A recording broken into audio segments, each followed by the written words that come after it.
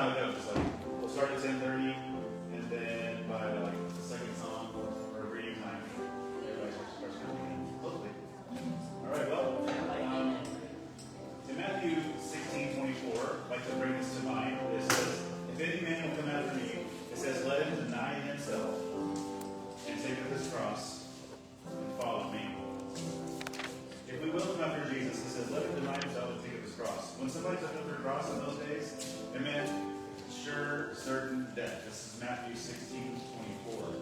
And I say that because we exist for that same mission, right? Help others faithfully follow Christ and do the same. And sometimes that means we got to die to ourselves to do that. We're just trying to answer that question. We're trying to answer that statement. It's everything we do here, from our singing, from our fellowship, and it's all centered around following Jesus, making disciples, helping others do the same. We're going to do that this morning. We're glad you're here to be a part of that. And so, if you're guys with us today, we're glad you're here.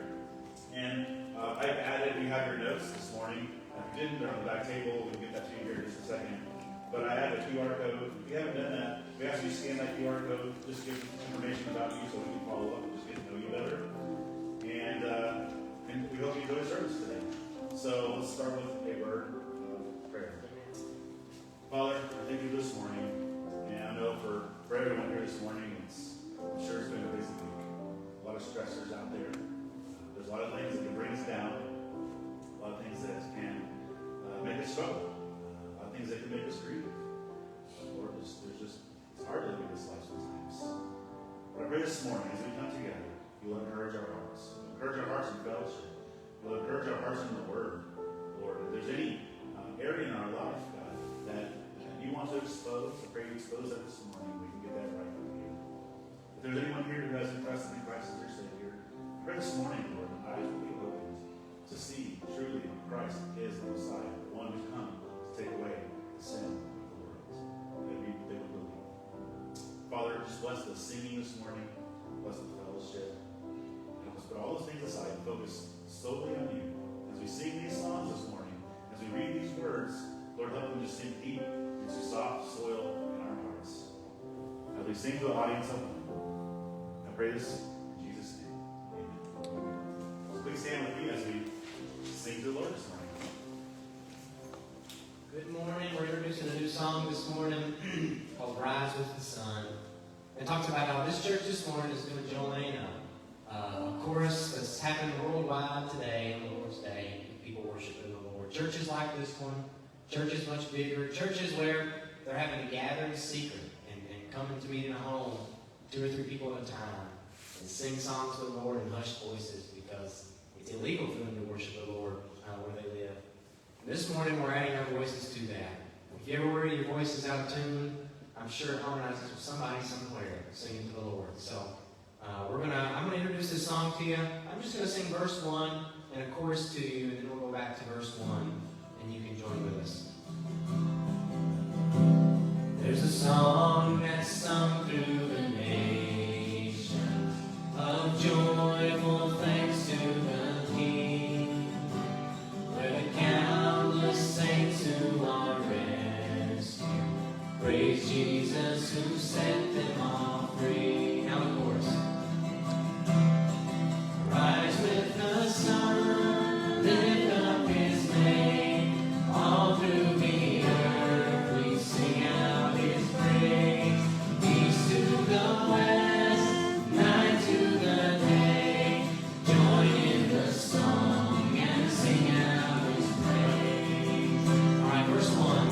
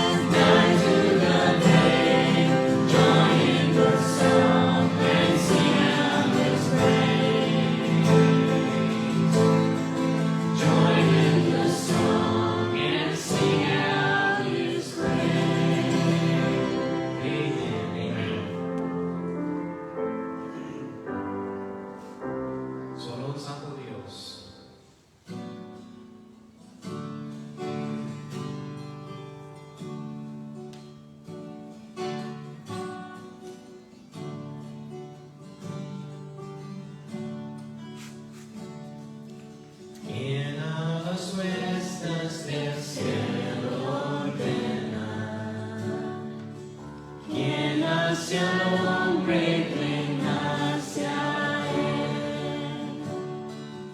Quien al hablar las tinieblas tiemblan. Solo un santo Dios. Y otro belleza demanda gloria. Y otro esplendor brilla más que el sol. En majestad rige en justicia. Solo un santo Dios. Ven y contempla al único y digno. Canta y cantamos por siempre al santo Dios. Ven y adora al santo Dios. Que gloria consume con fuego, y otro poder la muerte venció. Que nombre es y será invencible.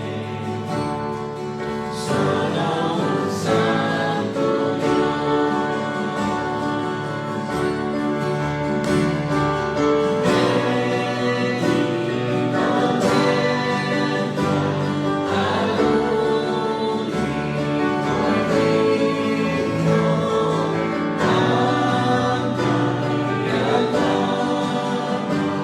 por siempre al santo Dios.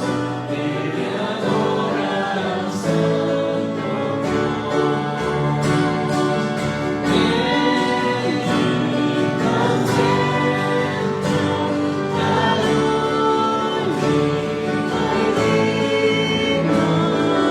Canta y adora por siempre al santo Dios. Ven y adora al santo Dios. Quien me rescata de mis fracasos. Quien a su Hijo mi ofreció. Quien me invita a llamarlo Padre. Solo un santo Dios. Solo un santo Dios.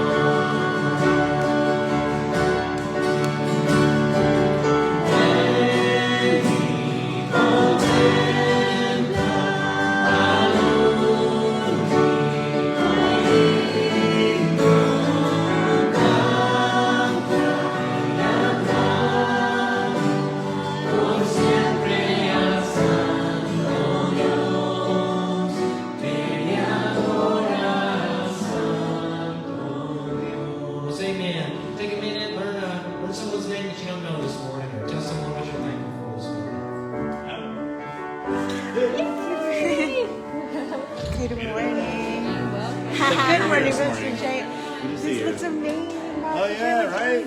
Yeah. Pretty crazy. Hey. We Good good? morning. Pretty good. Good morning. So far, so good. The crazy partying last night. I got busy. That's good.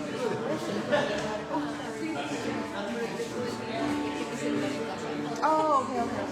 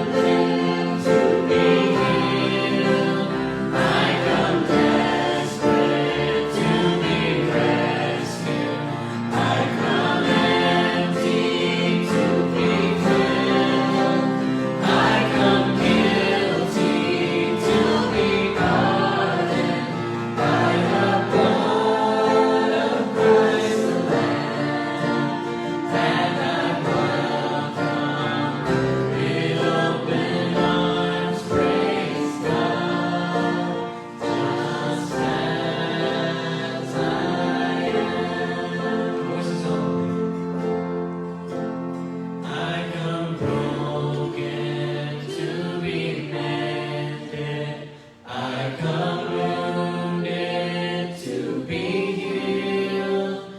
I come desperate to be rescued. I come empty to be filled. I come guilty to be pardoned by the blood of Christ the Lamb. And I'm welcome with open arms, praise God, just as I am. Praise God, just as I am. Amen. Let's pray. Father, we thank you. No matter how broken or empty or guilty we are, if we come to you just as we are, where we are, we put our faith in you, and we're sure you receive us. Cleanse us from all our sins. You will save us. So today, Lord, if there's one person in this room that's broken or empty or in need of pardon, may today be the day that they come as they are and put their faith in you. Put their faith in Jesus Christ for their salvation.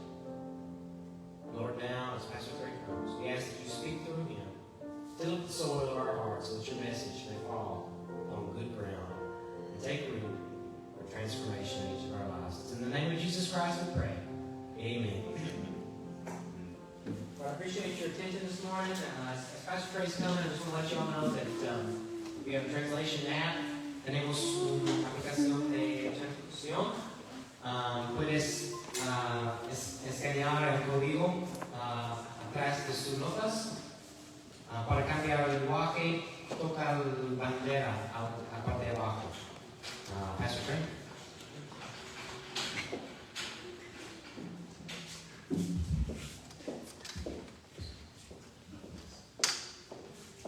All right, see you all here this morning. Set up here. Who enjoyed that worship service? All good? Man, I love that one, and it just really shows there's nothing we can do. We can't work our way to heaven. We're lost and undone without Christ. And we need him.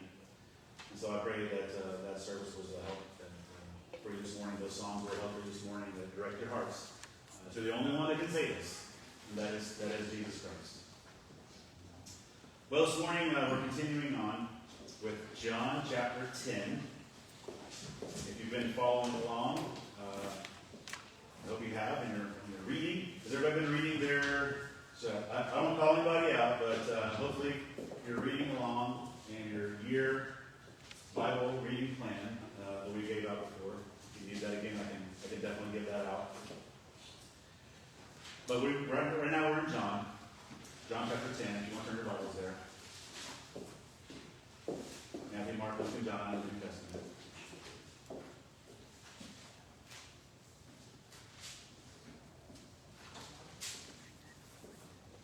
It's been a progressing story. We just ended a place in John where he was at the Feast of Tabernacles. I don't know if anybody remembers what the Feast of Tabernacles was, but it was a feast dedicated to celebrate or remember what had happened in the wilderness for those 40 years. And they were just praising God. It was time to praise God during that dedication in the temple where they worshiped God. They would light the candles. They would build these little booths, and they would worship God in those booths because it was just showing how He protected them in tents out in the desert for 40 years, and everything lasted during that time. And so that scene actually lasted for a couple chapters in John 7, 8, and 9, I believe, and it ends here in 10. And so it carried on for quite a while. A lot of things happened in Jesus' life at that point in time, and of significance that John wanted to record. But that ended, and we pick up at a new place today in John chapter 10, and we're starting at verse 22. Many of your Bibles, you might see like a little paragraph symbol there. Sometimes you'll see, that's kind of where the paragraphs break sometimes. And it's kind of sometimes what it means is a change in thought is what's happening. And so here, there's a change of thought. There's a change in the scene. Something different is happening now. And the Feast of Tabernacles ended. And it starts now with something called a Feast of Dedication. Feast of Dedication. I'll explain what that is and kind of set the context, set the scene of where Jesus is at, what's going on. Just give us a little bit more idea of what we're diving into today. Before I do that, let's just have a quick word of prayer. Father, pray this morning you help me as just a sinner, a broken man, incapable, Lord, of perfection, in great need of your grace. Here with your perfect word, help me communicate it clearly this morning. God, and I pray that you work in our hearts as only you can do. I'm just a vessel. I'm just a messenger. Nothing more. But God, you are the true God. You are the true shepherd. You are the Lord. You are the light of the world. And I pray this morning you would just shine bright through this preaching and in people's hearts. This, in Jesus' name, amen. Well, I titled the message this morning, "The Continued Mercy of Christ in Spite of His Continued Rejection." The continued mercy of Christ in spite of His continued rejection. And I'm going to read for you John chapter 10, verse 22 through 42, if you would follow along with me in your Bibles. Starting in verse 22. "And it was at Jerusalem, the feast of the dedication, and it was winter. And Jesus walked in the temple in Solomon's porch. Then came the Jews round about him and said unto him, How long dost thou make us doubt? If thou be the Christ, tell us plainly. Jesus answered them, I told you, and you believe not. The works that I do in my Father's name, they bear witness of me. But you believe not, because you are not of my sheep, as I said unto you. My sheep hear my voice, and I know them, they follow me. And I give unto them eternal life, and they shall never perish. Neither shall any man pluck them out of my hand.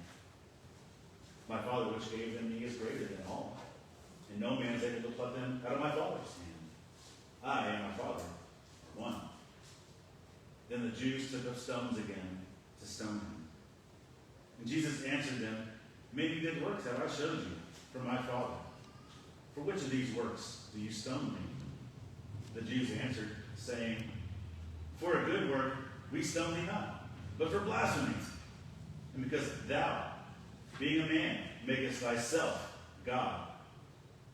Jesus answered them, Is it not written in your law, I say, ye are gods? If he called them gods, unto whom the word of God came, and the scripture cannot be broken, say ye of him whom the Father has sanctified, and sent into the world, thou blasphemest? Because I said, I am the Son of God? If I do not the works of my Father, believe me not. But if I do, doubt you believe not me, believe the works, that you may know and believe that the Father is in me, and I in him. Therefore they sought to take him, but he escaped out of their hand. And he went away beyond Jordan, into the place where John had first baptized, and there he abode. And many resorted unto him and said, John did no miracle, but all things that John spake of this man were true. And many believed on him there. Well, I was reading through this, trying to figure out what to say, what God is trying to say through this. I couldn't help but think of all the times that that Jesus has revealed himself as God, and they tried to kill him throughout just the book of John. And just to see the continued mercy of Christ, the continued mercy and grace of Christ, in spite of the constant and continued rejection that he received. And so, here's the scene we're at today. It's winter here in Jerusalem. He's back in Jerusalem. It's been a couple months since he left after the Feast of Tabernacles. And it's a cool morning, as you might imagine, in that time. This is not Passover or anything like that, or the Feast of Tabernacles, which are those feasts that are commanded in God's law in the Old Testament. There are some feasts like that are commanded, like Passover, and like the Feast of Tabernacles, that we talked about before. But later, there's a celebration like we're looking at today in the scripture. It's the Feast of Dedication.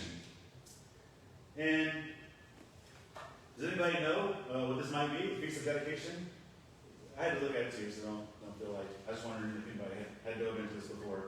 So the Feast of Dedication, about 160 years earlier in Jerusalem, a Greek king or Seleucid king named Antiochus Epiphanes attacked Jerusalem. And he took over Jerusalem, and he actually ended up desecrating their temple where they worshiped God.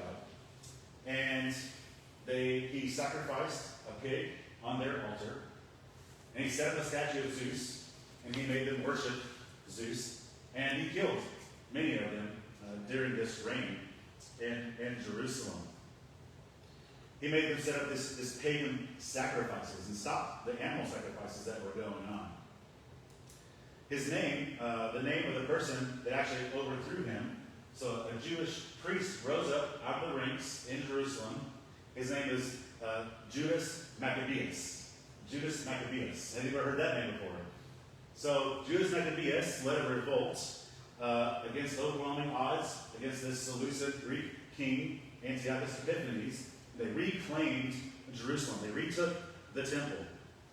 And they ended up cleansing the temple. They restored it. They rededicated it. They started their animal sacrifices again. And they started worshiping the true God in their temple.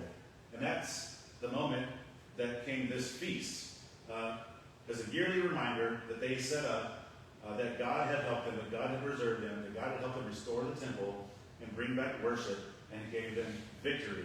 160 years before this scene, as Christ is walking in Jerusalem on Solomon's temple in the portico. And by this time, it was more than just a history. It was hope for the Jews. It was hope for the Jews. But it was something that God had done, but it was something, again, that the Jews were looking forward to as well. Because they were looking forward to a Messiah. They were waiting for a Messiah. Unfortunately, the Messiah they were waiting for, because you see, the Jews had risen up and defeated this Greek Seleucid king. And now the Romans were occupying Jerusalem and Israel. And they were hoping the Messiah would come, not just as their Savior, spiritually, but as their Savior physically. They wanted him to come conquer and defeat the Roman Empire. And so they were kind of missing this whole, well, Jesus is here to take away the sins of the world. And this is where Jesus comes, the Son of God, in this moment, in this Feast of Dedication, when they are full of expectation, full of longing, and he steps into this scene right in the middle of this celebration about a purified temple. Not long before this, I believe it was John chapter 5, he says, destroy the temple in 3 days, I will build it again. And John says he was talking about himself. Right in the middle of this deliverance that they're celebrating from this Greek king stands Jesus, the one who can really deliver them, who truly can deliver them.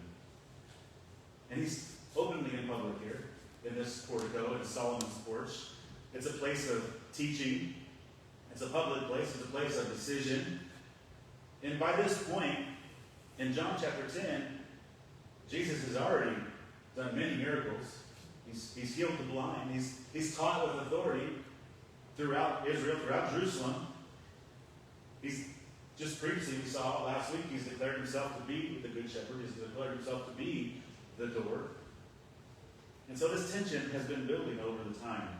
And now these Jewish leaders are surrounding him. And if you see the background here, that's more like, it's not just surrounding him like, oh, excuse me, Jesus. No, they were surrounding him. They came around about him. They were putting pressure on him. It wasn't a polite conversation. He said, if thou be the Christ, you need to tell us plainly. Stop in this subdued speech. Tell us plainly. If you're Jesus, then you need to tell us. And all the while, the light of the world, the one who claimed to be the light of the world, is standing right before them. And they're asking for clarity. And the problem is not that Jesus has been unclear.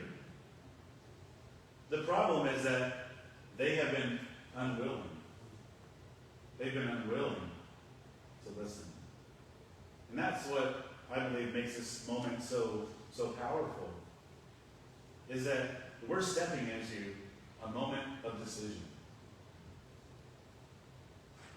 Because the same question is still asked today. Is Jesus truly the Christ? And maybe a little bit more deeper, I could break into your hearts. Are we listening as his sheep? Or are we standing in the crowd demanding more proof? You see, the real issue is not about clarity. It's about belief. It's about belief. And number one I'd like to show you today is, like these Jewish leaders, many want more evidence that Jesus is the Messiah. But he's already sufficiently revealed himself. In verse 25, you see how Jesus responds for their demand of clarity. He says, I told you. And I like his merciful way of going about things. You know, they're heated. They're upset, man. They're ready to kill him again. I mean, if you notice when we read that, it says they picked up stones, what? Again, to kill him. It wasn't the first time. But he continues to respond with this grace. He continues to respond with this love. I don't know about you, but I'll be ready to fight. Maybe it's just my prideful self. You can work on it. I have anger issues, I guess. But look how Jesus responds. Verse 25 says, he says, I told you. Like, I told you. And you believe now. You didn't believe. I told you you didn't believe. So the works that I do in my Father's name, they bear witness of me. And here they are. They're asking for more proof. And Jesus points back. He says, look what I've already given you. Look what I've already showed you. I've already spoken the truth to you. I've already revealed who I am. You've seen the evidence with your own eyes, and you refuse to believe. And they've heard him teach. They've even made comments that he teaches like no other. This man teaches with authority. He's healing the blind. He's restoring the broken. And they're still asking for more. And when Jesus does something that cuts right to the heart of the issue. He exposes the real problem in verse 26. He says, but you believe not because you're not of my sheep. You believe not because you're not of my sheep. See, they're thinking here that the problem is external. We don't have enough evidence yet to believe. And Jesus said, no, the problem is it's internal. The problem is you don't belong to me. See, they think belief comes after I've been convinced with the evidence. But Jesus reveals true faith in Christ comes with a relationship with him. We don't wait till we're sure. Are you willing to align yourself with Jesus Christ as Lord and Messiah and Master? Are you willing to submit your life to Jesus Christ? See, the problem here is it's not lack of information.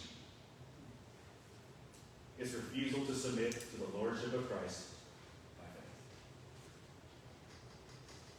See, ultimately, unbelief, it's a spiritual issue, not an intellectual issue.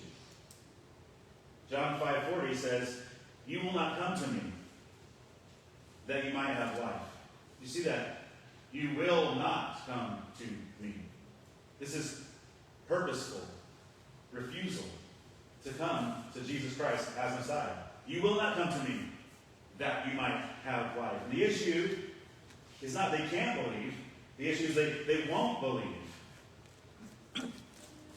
Just think of a courtroom where there's a jury and the evidence is presented to this jury.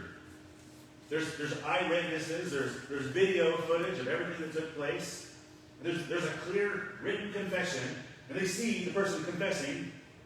All the evidence points at one thing. And the jury goes into deliberation, they refuse to give a verdict. Not because the evidence is unclear, because they didn't want the conclusion to be true.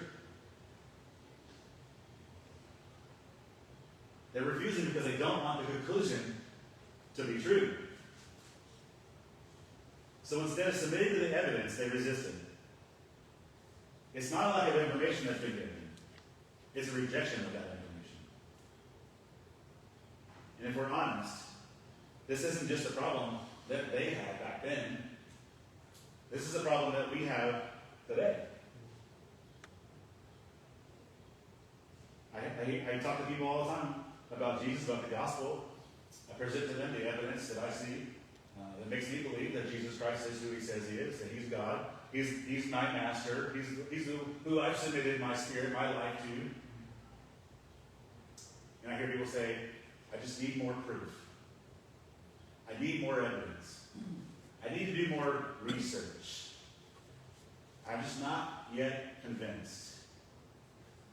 That's these guys. But often the issue is not lack of evidence. They understand what's happening, but they also understand another thing. They understand what believing would require.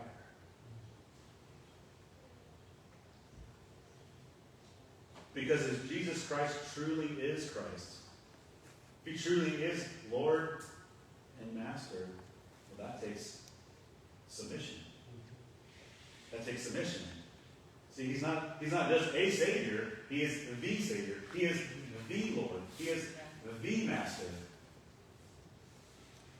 And he just doesn't inform your life as a good teacher. No, he commands your life. And we can't just sit back and admire him. We have to submit to him. We have to surrender to him. We have to follow him.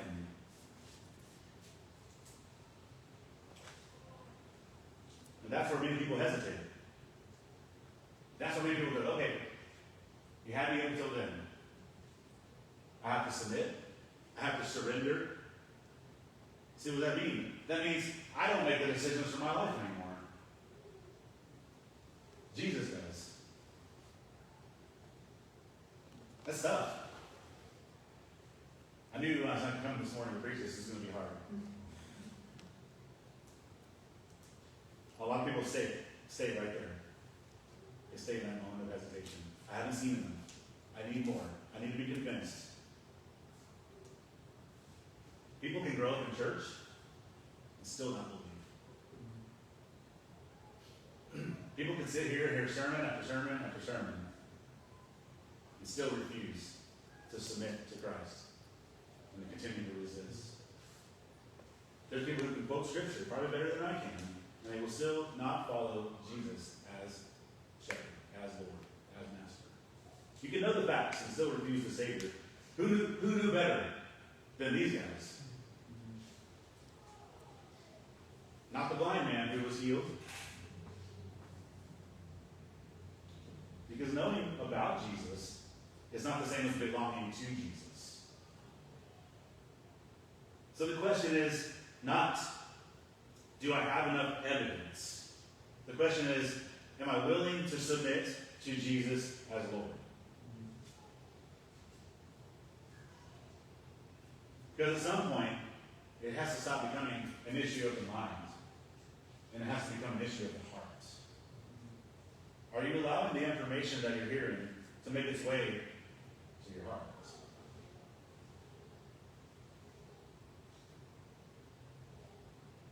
Now, after Jesus had this confrontation with his Jewish leaders and exposed what they do not believe, we get a little bit of a positive turn in here.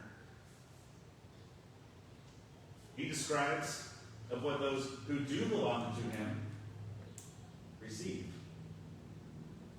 one of the most, I think, comforting scriptures in the Bible. Number 2, once you become one of Christ's sheep, you're promised absolute security in eternity. Look at verse 28. It says, I give unto them what? Eternal life. I give unto them eternal life, and they shall never perish. Okay. Quiz. You think you're going to have a quiz this morning? Define eternal. Does it mean temporary? Does it mean conditional? Or does it mean forever? Eternal means forever. Look what he says here.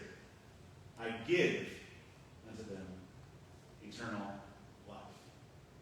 There's a lot in that statement. I give. It's not something that you can earn. It's not something that you can achieve. It's not something that you can work your way towards. It's not something that once you have, that you can keep even by your own efforts. You give, it's given to you. You receive it as eternal life. It's a gift.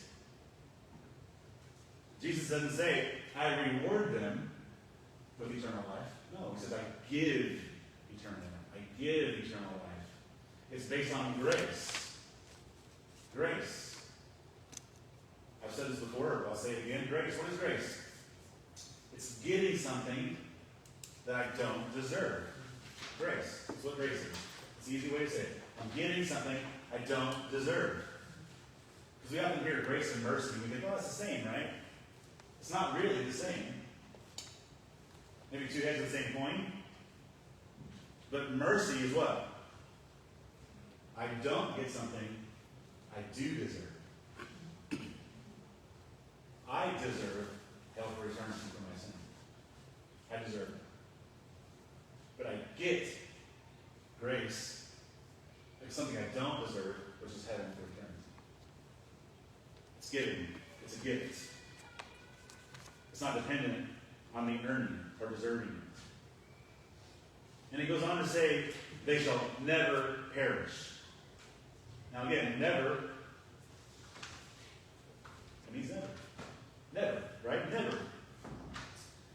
They shall never perish. In the original language, it carries this idea.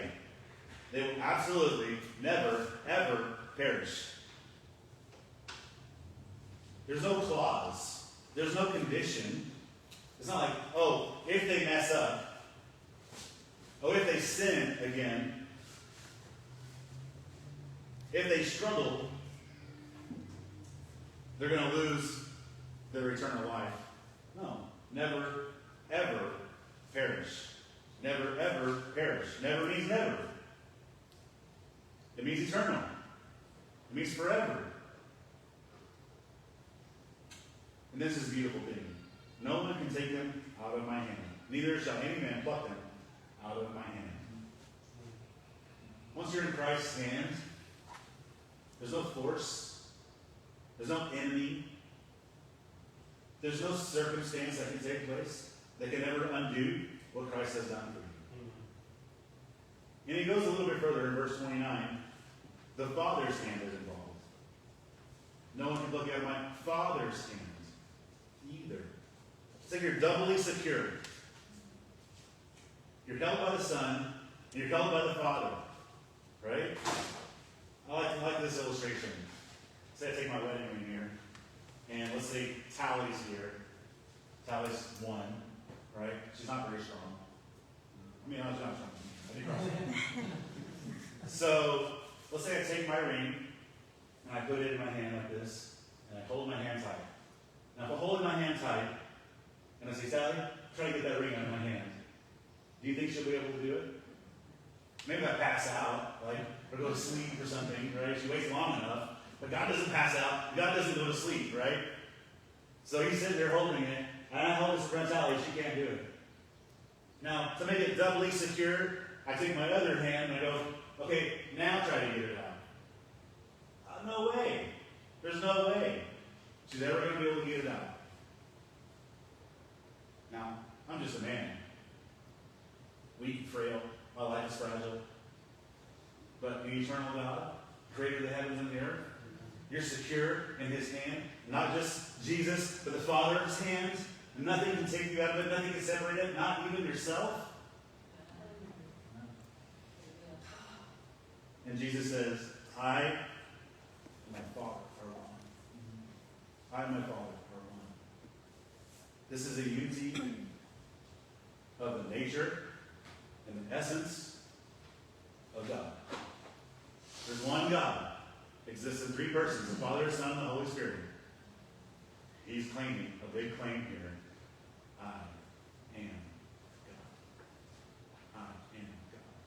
And this is the foundation of everything that he promises. He can't make this promise if he's not God. And Jesus can make this promise because he is God, and all power over heaven and earth is his. And now, you can live without fear. Because your salvation rests in Jesus' strength and not yours. Turn to Colossians with me. I put up there Colossians 2:9, but I want you to see some more. It says, in him, in Jesus, dwelleth all the fullness of the Godhead bodily. In Jesus, the whole body, the whole Godhead rests in Jesus bodily. Father, Son, Holy Spirit, the whole Godhead is represented in Christ. I want you to see some other cool things in the book of Colossians. It should be Galatians, Ephesians, Colossians. All right? Well, Philippians.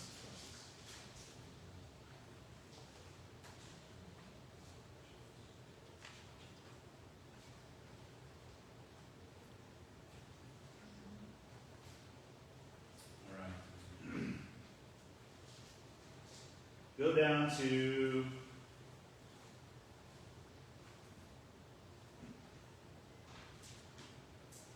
let's start with 11 real quick. And just follow along with me. Everybody there? First Colossians, chapter 1, verse 11. I just want you to see some of these things. Talking about Christ. It says, verse 11, strengthened with all might according to his glorious power, unto all patience and long-suffering and joyfulness, giving thanks unto the Father, which hath made us meet to be partakers of the inheritance of the saints in light, who hath delivered us from the power of darkness, and hath translated us into the kingdom of his dear Son, in whom we have redemption through his blood, even the forgiveness of sins, who is the image of the invisible God, the firstborn of every creature. For by him were all things created that are in heaven, that are in earth, visible and invisible, whether they be thrones or dominions or principalities or powers. All things were created by him and for him. And he is before all things. By him all things consist. He is the head of the body, the church, who is the beginning, the firstborn from the dead, that in all things he might have the preeminence. For it pleased the Father that in him should all fullness dwell. Is there any question when you read this about who's in charge?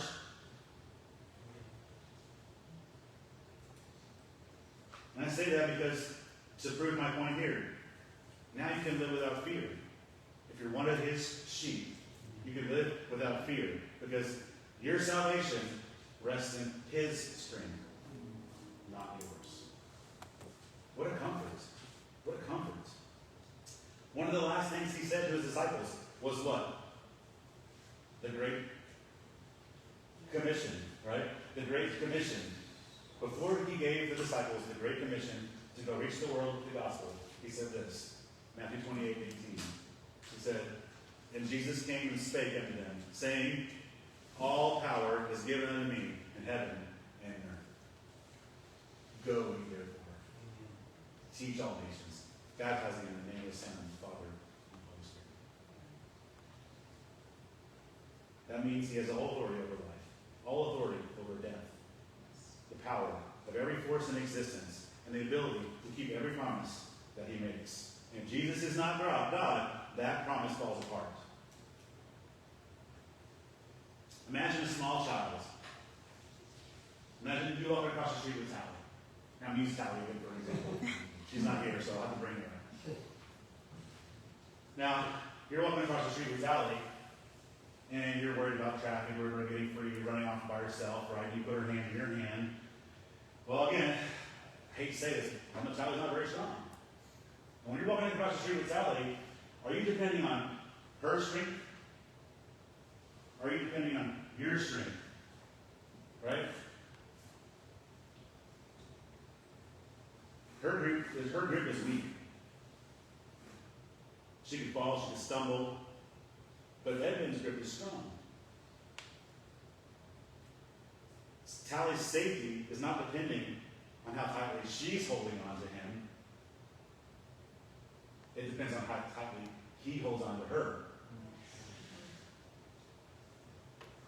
Salvation is not you holding on to Jesus. It's Jesus holding on to you. And you don't have to fear about losing your salvation. You don't have to wake up wondering if you're still saved. Your security is not based on your performance, and your security is not based on your feelings. It's based on Christ's power. Christ's power. Now turn to me real quick to Romans chapter 8. Romans chapter 8. I would mark this in my Bible. Romans chapter 8, verse 38. Romans chapter 8, verse 38. Great, timeless, wonderful verse. Very comforting verse. Romans chapter 8, verse 38. Paul says, "For I am persuaded that neither death, nor life, nor angels, nor principalities, nor powers, nor things present, nor things to come, nor height, nor depth, nor any other creature." That pretty much covers everything, doesn't it? I think that pretty much covers everything. What does it say?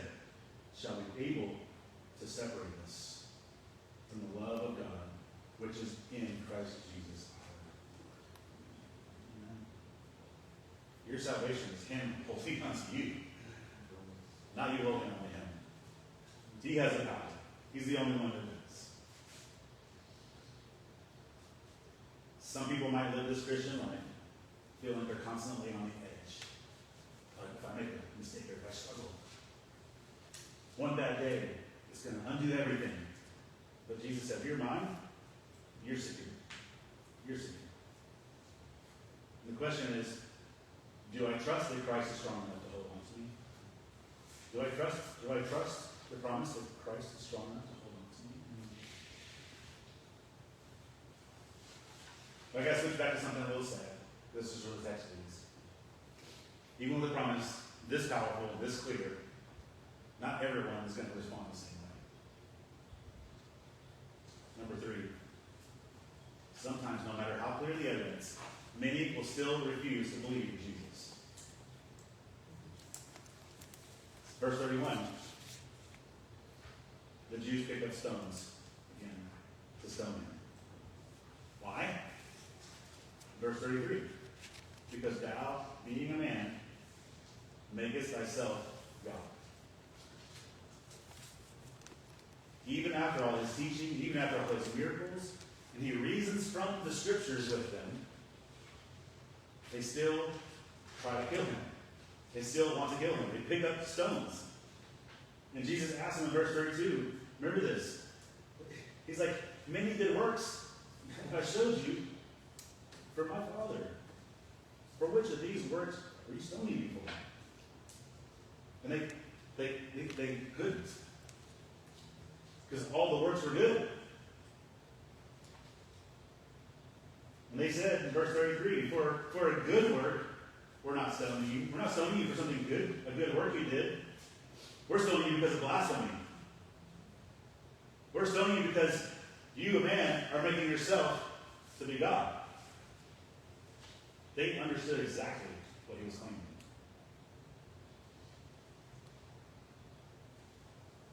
And my point again, they didn't reject him because he was unclear.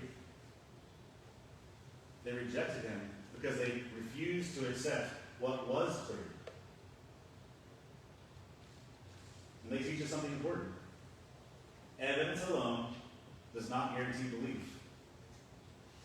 Evidence alone does not guarantee belief.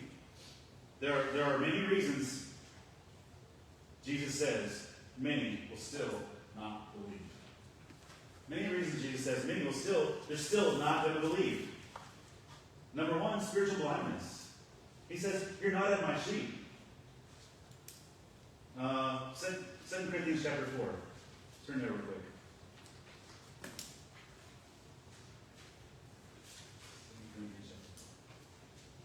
It's right after 1 Corinthians. Just kidding. Okay, so should be Romans, Corinthians, 1 Corinthians, and Corinthians.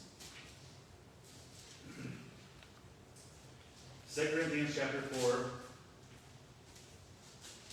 put this here.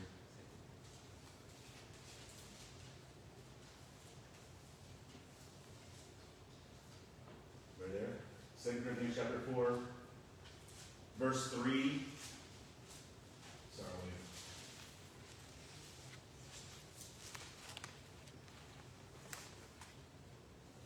2 Corinthians 4, verse 3 says, but if our gospel be hid, it is hid to them that are lost. Verse 4, in whom the God of this world hath blinded the minds of them which believe not. Blinds the minds. That's Satan. Satan is the God of this world. Blinds the minds of them which believe not. What? What's going to happen? Lest the light of the glorious gospel of Christ, who is the image of God, should shine unto them. Now here's the thing.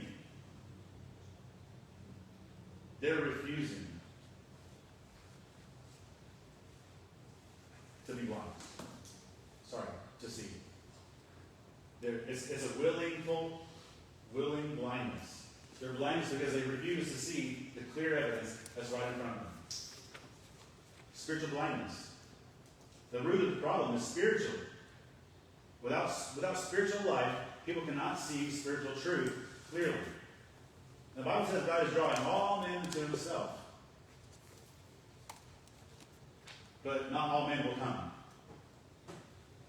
Just because he makes it available doesn't mean all men are going to come. Because they don't see the value.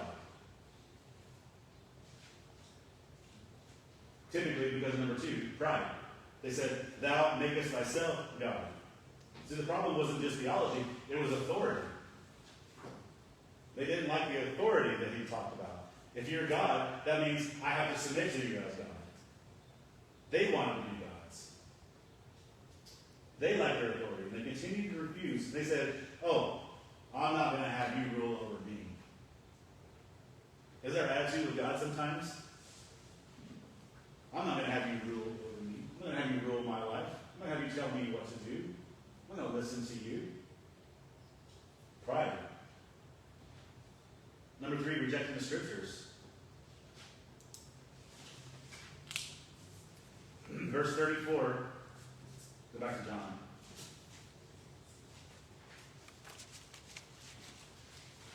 John 10. Verse 34, or 34 and 36. Said Jesus, he's reasoning with them through the scriptures. He says, it is written in your law, I said you are gods. And if he called them gods, unto whom the word of God came, and the scripture cannot be broken, say ye of him, whom the Father has sanctified, speaking of himself, and sent into the world, thou blasphemest? Because I said, I am the Son of God. If I do not the works of my Father, believe me not. Jesus is quoting scripture. It comes from Psalm 82:6. If you go back to Psalm 82:6, you don't have to turn there, but I'll read it for you.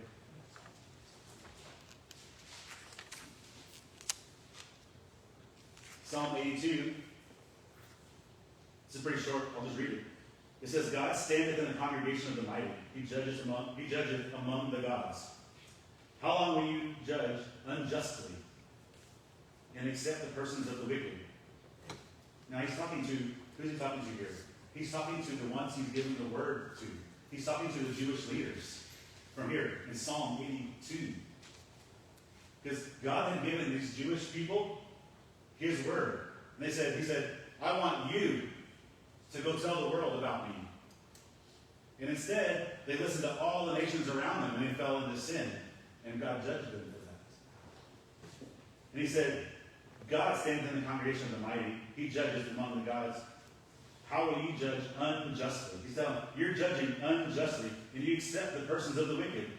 Here's what he says instead. He says, defend the poor and the fatherless. Do justice to the afflicted and needy. Deliver the poor and needy. Rid them out of the hand of the wicked.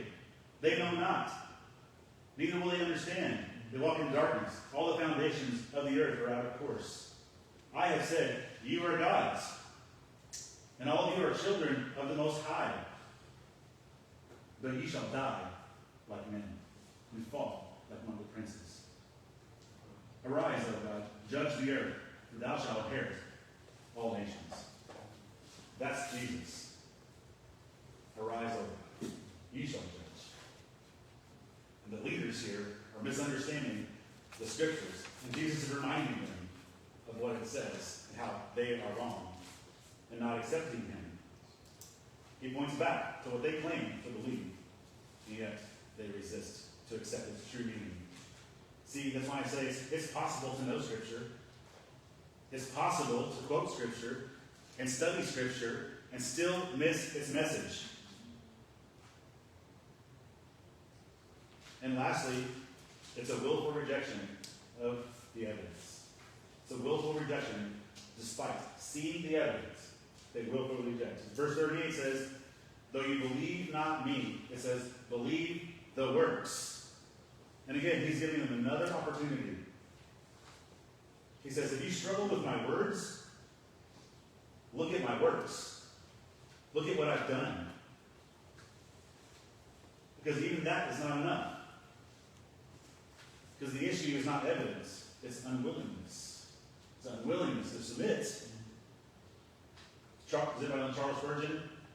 Charles Spurgeon once said, the same sun that melts the wax, anybody know the rest of it? Hardens the clay.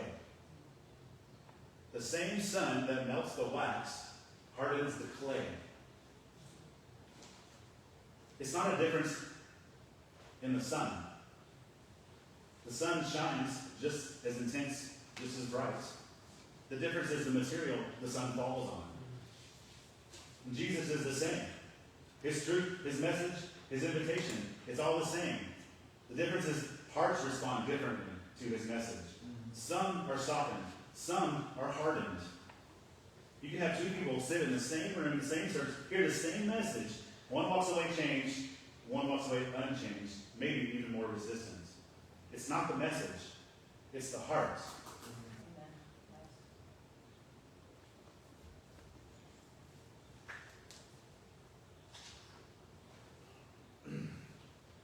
Every time truth is resisted, the heart can then just a little harder, a little harder, a little harder. It's like, you ever shake somebody who's calluses on their hands? It didn't happen overnight, right? They're working, they're doing things with their hands. And overnight, not overnight, but over time, calluses grow. It's like your heart. Friction, resistance, right?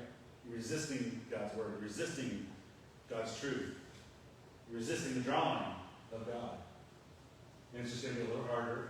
It's just going to be a little bit more calloused, a little bit harder, a little bit harder. And yet what I see here is even in the middle of this rejection, to the ones who are supposed to propagate the glory of God to the whole world, in the middle of their rejection, even while they're picking up stones to kill him, Christ's mercy is still on display. His love is still on display. Man, it's amazing. He keeps speaking to them. He keeps reasoning with them. He keeps inviting them. He keeps giving them more opportunities to believe.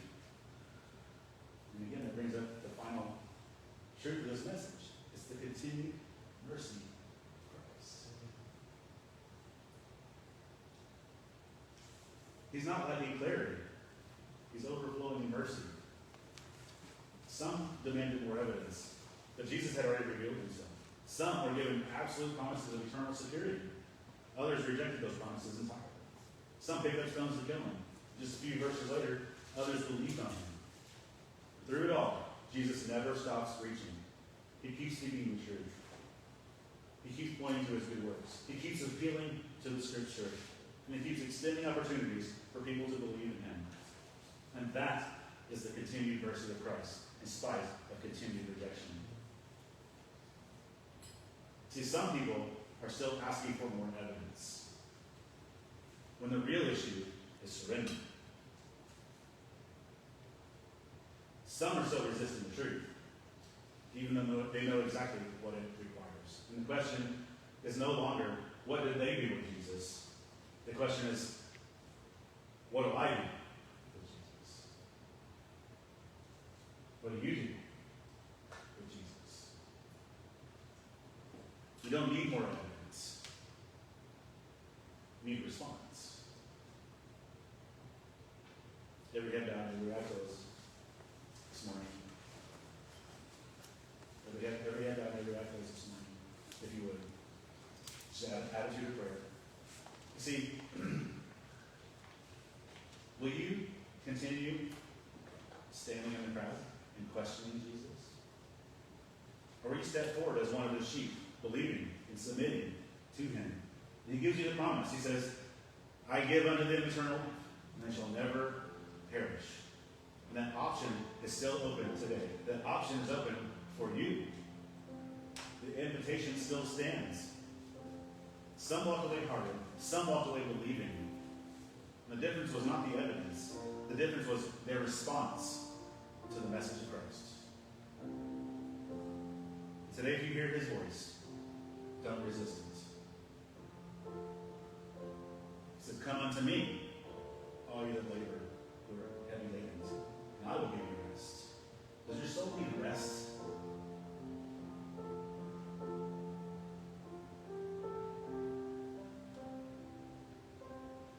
He's waiting for you. He came to this earth. He died for you, for your sin. He made the payment for you, and he gives you eternal life. It's a free gift. The same one who spoke that is speaking now. He's still calling today. Will you respond? We'll let the piano play for a minute, and we'll give you an opportunity. Come follow Christ. Follow Christ. It'll be the best decision you ever make.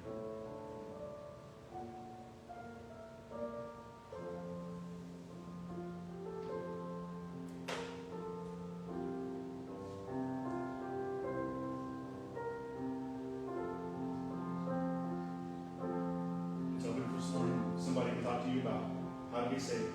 If you want to come forward this morning. If you want to talk to every service, that's fine too. You can pray in your own heart. God, forgive me. I accept your free gift of salvation. Save me. Don't delay. Father, thank you for this morning. Thank you for the opportunity to preach your word. Thank you for all who are here. Thank you for all who are listening. Thank you for saving me, even when I don't deserve it. Thank you for showing me mercy. And not judging me according to this.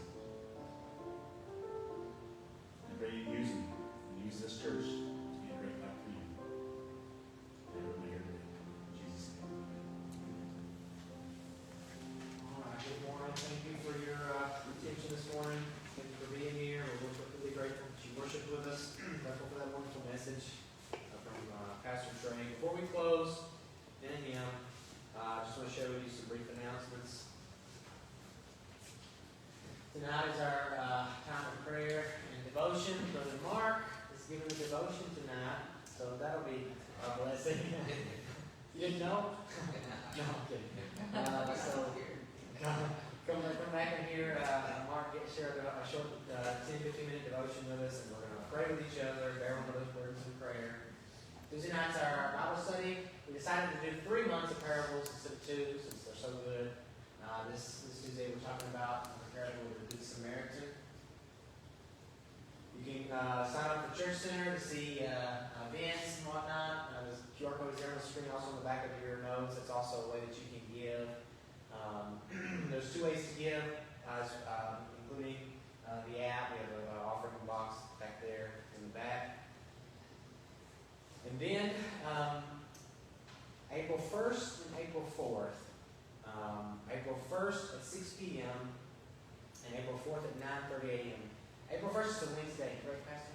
Yes. Yeah, a week from this Wednesday, at 6 p.m. we're going to be here to go out and do some door-to-door outreach, putting invitations out for our Easter service. We're going to do the same thing that Saturday at 9:30. We're going to meet here and go out and hand out invitations for Easter service. People will come to church who never come any other time for Easter and Christmas. So it's a great opportunity to get some folks in here that have never heard the gospel. So there's some invitations there at the back. Take a stack. There's 4 or 5 there. Each person take a stack and try to hand out 4 or 5 in your own time this week if you can. Maybe at the gym, at the grocery store, or leave one at a counter at a restaurant or something. Just to try to get some more people in here on Easter to hear the gospel, to hear the good news of Jesus Christ. Well, if you'll stand with me, we'll close with 1 verse and 1 chorus for that last Sorry, song. one thing. Easter tracts are back here on this table. Just take a stack, it's like 5 in a stack, and just hand them out to people during the week. Invite them this next couple of weeks as you meet people, or friends or family, whoever. Okay.